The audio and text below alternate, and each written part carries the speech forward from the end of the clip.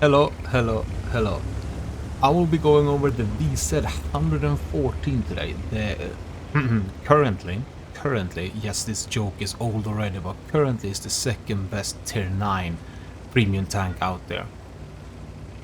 And no, it's not good. This tank is slow on every account. You got the slow aim time, slow movement, slow turning, slow turret. Everything is just slow except for the AP shell, which is 1271 shell velocity.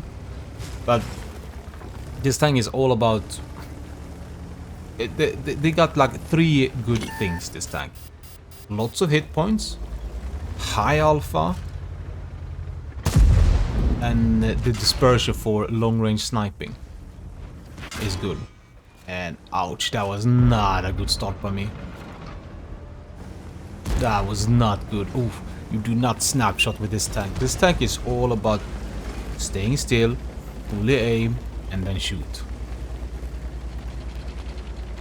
As we're climbing here on this lake wheel in the 2-line, I thought, why the hell not go the 2-line and try and make something happen. Oh, this Udas is a really new tank syndromist. He has definitely a new tank syndrome, which I like to call the syndromist. He really wanted to peek me before, and now he peeked even more than so. Oh, there we go. But let's talk about the gun. We have, with the AP, we have 266 pen, 1271 shell velocity. The heat is 311 pen, with 960 shell velocity. The HE is 65. With 930. Oh, just try to see if we were lucky here against the Udas. Unfortunately, I do not have intuition. I think intuition would be very important on this tank. Yeah, you have around what is it?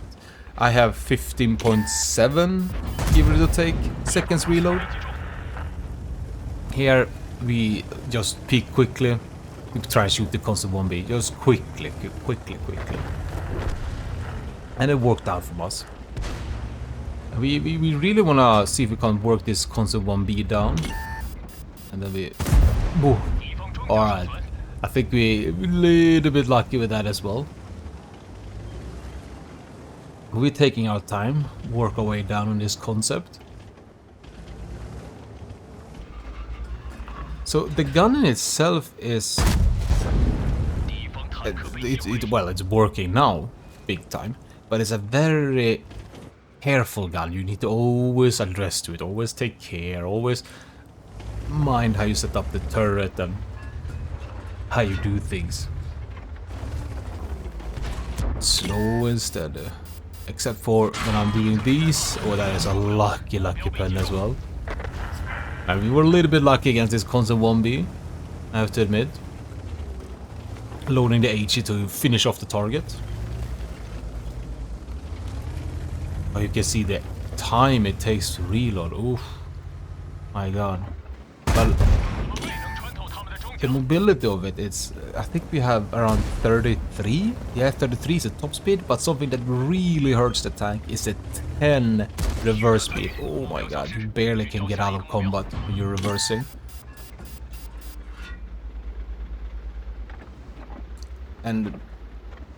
there we go. Easy takeout with HE. You have a roughly gun elevation of 20, so you can aim upwards, and now I feel like, uh-oh. But hey, wait a minute, I have a lot of hit points. Okay, I can share my hit points quite easily here. I still have 1,000 left after I've done all of this. I'm hoping my projector's gonna come and help me. But we have 20 gun elevation, and then we have 10 gun depression. Oof. Take that shot. I see the Caliban incoming. Yep, the Caliban is coming. Okay, T-30 took care. We gotta go before this Caliban comes and shoots us in the butt. But the dispersion is around 0.32 standard. I think at the moment I have 0.29. I think you go down to like 0.28. That means fully aimed shots are good. my god, you need to wait a long time. Your aim time is roughly like... base is 374, which is very long aim time. Like this, like ground resistance and such is just very bad on this tank. It takes a long time to set you up. And since with the long reload, you don't really want to move up.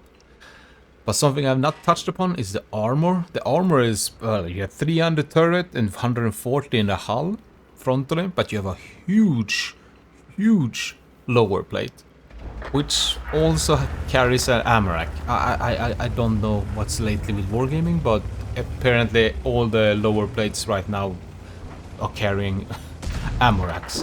I'm thinking of the new American heavy line, and then this thing, and then I can't remember the other thing they had also in the front. We take our time here. We see them. They're tucked into a corner, and let's see how good this dispersion, this accuracy can be. I'm not gonna lie, that is very satisfying when you get to shoot the big alpha and it's so accurate. And that's just the hull. And are we gonna do it again? You betcha we do it again. That T-95 is gonna have... He needs to buy a new T-95 after this.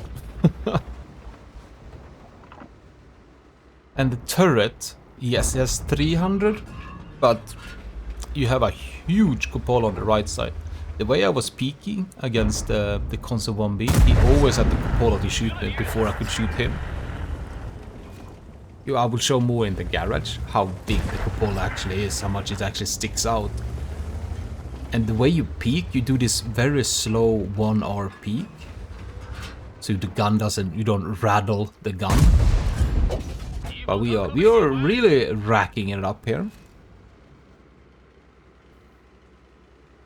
And apparently you can get set on fire frontally. That have not happened to me in over 30 games.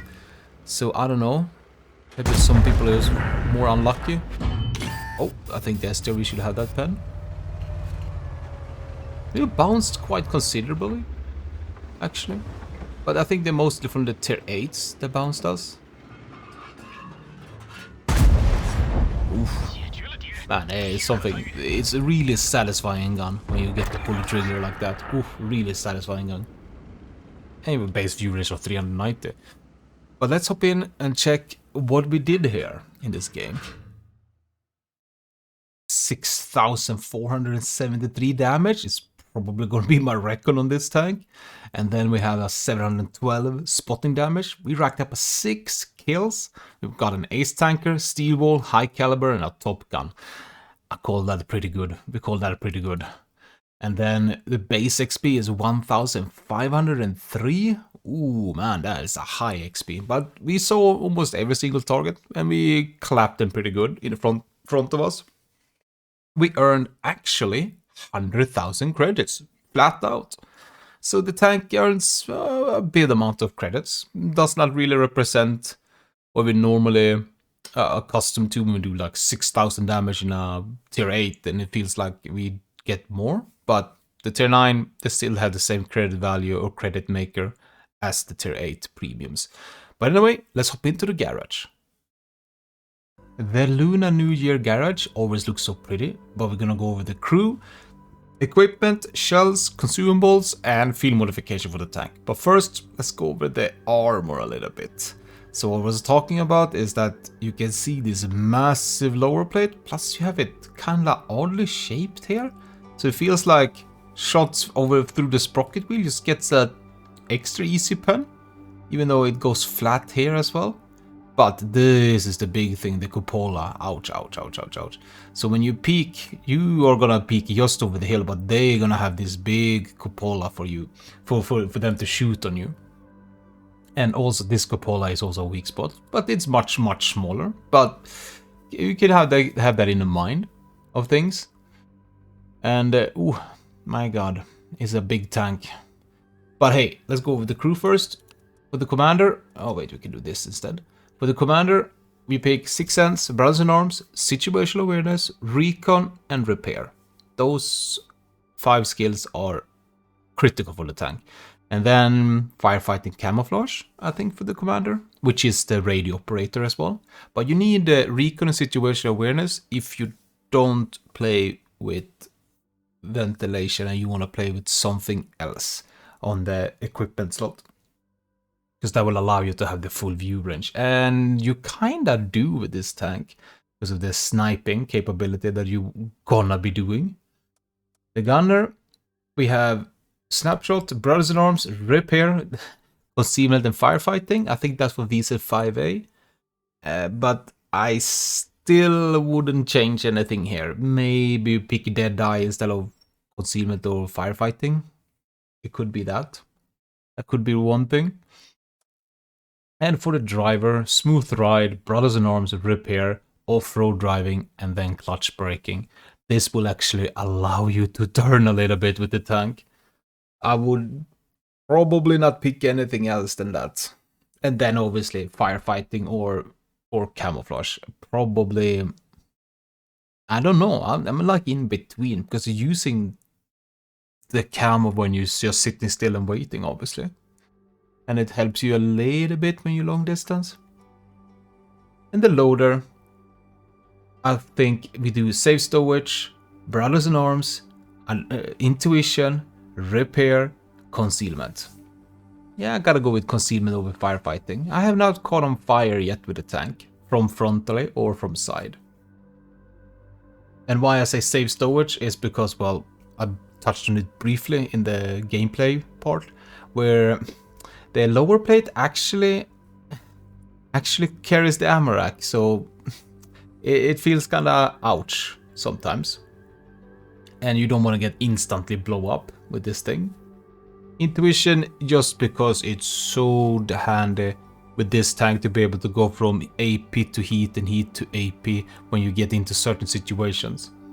Instead of waiting that 16 seconds reload that you have. Well, I have 15.76. The equipment, I go with ventilation, rammer, and vertical stabilizer. I think that's probably the better equipment. And then I went with something meme. I went with the gun laying drive instead of ventilation, just to get this aim time down a bit more. 0.35 is actually quite considerably. It could be so that this gun laying drive could be quite good, but I know a lot of people are worried about this. The 10 reverse speed. Turbo, it might actually be okay with the turbo as well, but you're gonna be kinda locked in by playing aggressively then. But for me, the gun kinda behaves good when I'm just using ventilation and such. And the shells, I go with 50-50. I don't see needing to load more or less of the other. Since it is a premium tank and a credit maker on tier 9, you could maybe have one setup where you actually do a lot more AP. But I like to go 50-50 with AP and heat. It's only been one battle or two where I actually ran out of the AP when you start sitting snipe. And the consumables, we gotta go with the rations, even though the tank gets set on fire quite heavily. And let's go with the field modification. Here I've done a little bit, but to briefly go over it, it's all-terrain suspension. Get that maintaining speed on cross all-terrain.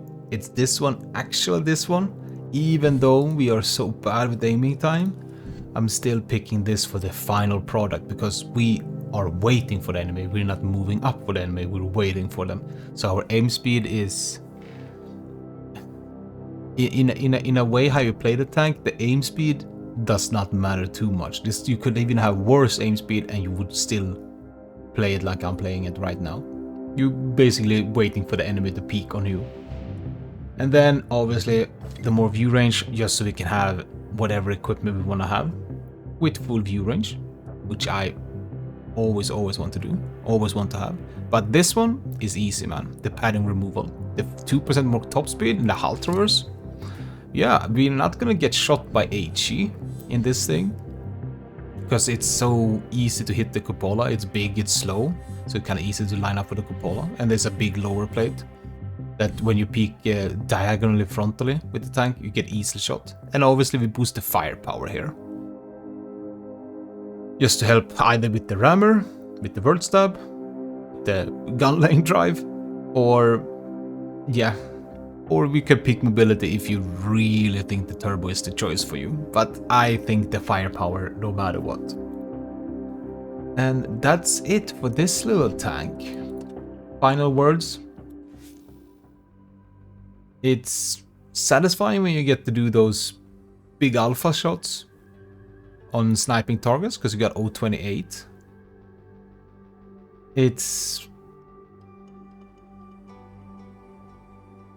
I'm trying to find other fun aspect of the tank.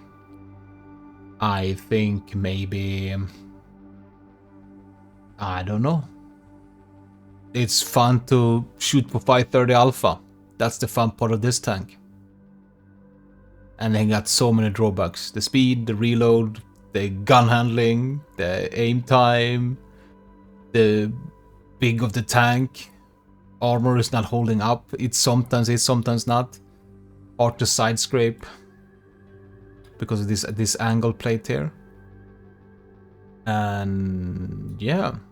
So that's my little review of the WZ-114, one of the marathon tanks. I know this is the last day, but this is for you who still haven't decided if you're gonna get it or not. But here's my review. Thank you so much for watching, and I'll see you around, and hopefully the next video will come up in a few days. Take care.